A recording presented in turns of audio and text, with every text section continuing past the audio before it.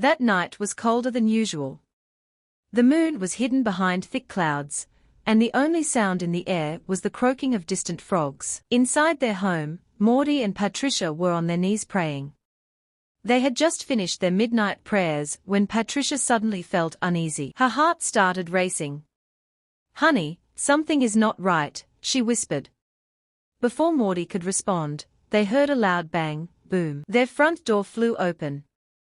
3 men dressed in black rushed in, holding machetes and guns. "Don't move," one of them barked.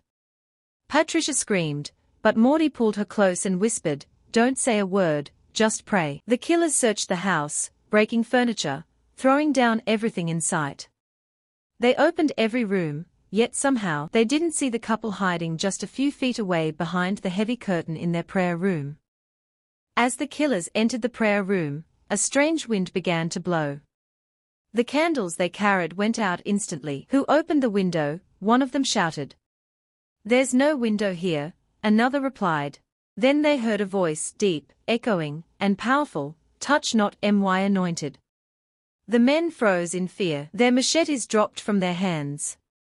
They ran out of the house like madmen, screaming into the night. Mordi and Patricia, trembling, came out from hiding.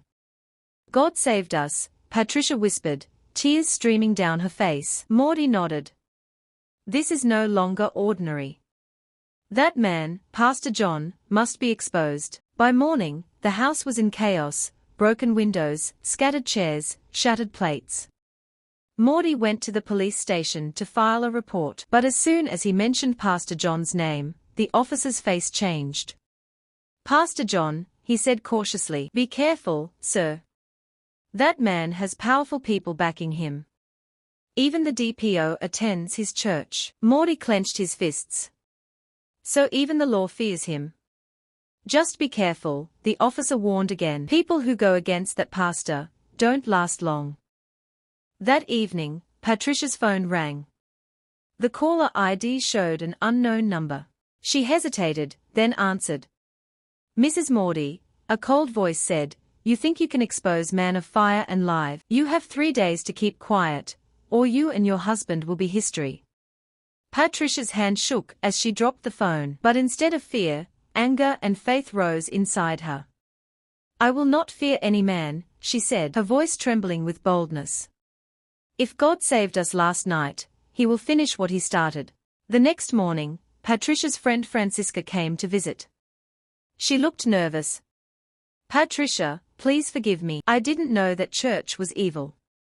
I only wanted to help you."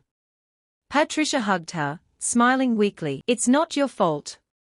The devil hides in the cloth of light." Then Francisca whispered something shocking. "Do you know Pastor John came to our house last night? He told my husband to warn you to keep quiet or face death." Patricia froze.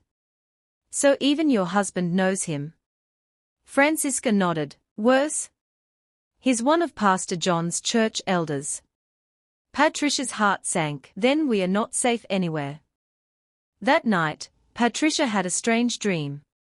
She saw herself standing in a desert, surrounded by snakes. Suddenly, a bright light appeared in the sky, and a man dressed in white descended, holding a staff. "Fear not," he said. "The snake you saw is finished. Go to the mountain behind your house and pray for 7 days. The truth will be revealed." When she woke up, she immediately told her husband. Though hesitant, Mordi agreed. "If it's God speaking, then we must obey." The next morning, they both went to the mountain. It was quiet, peaceful, but Patricia could feel a heavy presence in the air, as if something unseen was watching them. On the 3rd night of prayer, something strange happened. A violent wind began to blow. The ground trembled. Patricia screamed, "Honey! What's happening?" Mordi shouted, "Keep praying."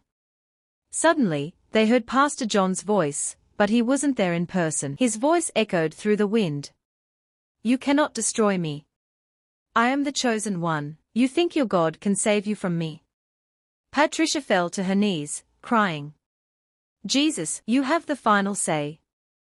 Then a thunderbolt struck a tree beside them, splitting it in half. The voice vanished. Silence filled the air. Mordi looked up at the sky and whispered that was God answering. Days later, a major breaking news hit the town. Police raided Miracle's Way Ministry. Pastor John had been caught trying to flee the country with fake passports and millions in cash. Inside the church, police discovered human skulls, women's underwear, charms, and bottles filled with blood. The so-called miracle water contained sleeping drugs. Patricia fainted when she saw the news. Mordi carried her, saying, "It's over, my love. The truth is out." But even from prison, Pastor John vowed revenge. One night, while Patricia was sleeping, she heard a voice again, this time darker. "You destroyed my temple. You will pay." She woke up screaming. Mordi ran in and saw marks on her arm, as if someone had grabbed her tightly. They knew the battle wasn't over yet. So they intensified their prayers, fasting and worshipping every day. Their house became an altar.